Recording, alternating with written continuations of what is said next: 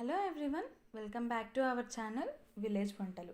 ఈరోజు మన వీడియో వచ్చేసి పచ్చి పులుసు అండి. త్వరగా 5 మినిట్స్లో అయిపోవాలి అంటే ఇది చాలా సింపుల్గా రెడీ అవుతుంది. ముందుగా మీరు మా ఛానల్ని ఫస్ట్ టైం చూస్తుంటే కనుక మా ఛానల్ని సబ్స్క్రైబ్ చేసుకోండి, లైక్ చేయండి, షేర్ చేయండి, అలాగే గంట సింబల్ని క్లిక్ చేయండి.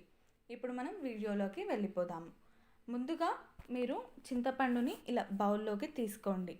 ఆ తర్వాత చింతపండుని ఒక 2 టైమ్స్ బాగా వాష్ చేసేసుకొని వాటర్ అనేది తీసుకోవాలి.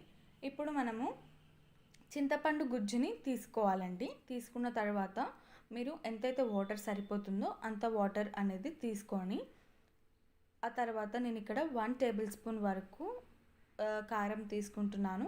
మీరు తీసుకున్న క్వాంటిటీ బట్టి మీకు ఎంతైతే సరిపోతుందో అంత తీసుకోండి.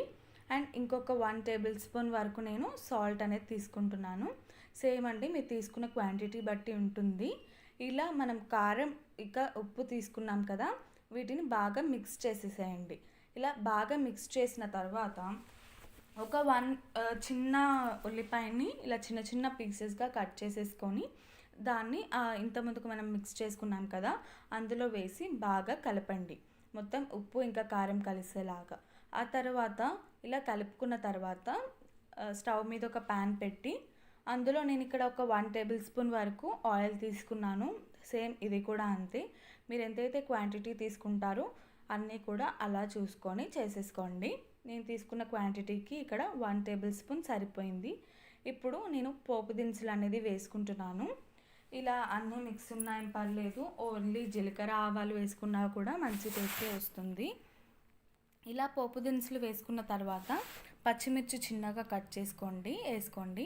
ఇంకా వెల్లుల్లి ఇంకా కరివేపాకు రెమ్మలు కూడా వేసేసుకొని కొద్దిగా మిక్స్ చేసుకొని చిటికెడు పసుపు, లాస్ట్కి కొంచెం చిటికెడు పసుపు వేసుకున్న తర్వాత లైట్గా అలా మిక్స్ చేసేసి ఇంకా స్టవ్ అనేది ఆఫ్ చేసేయండి.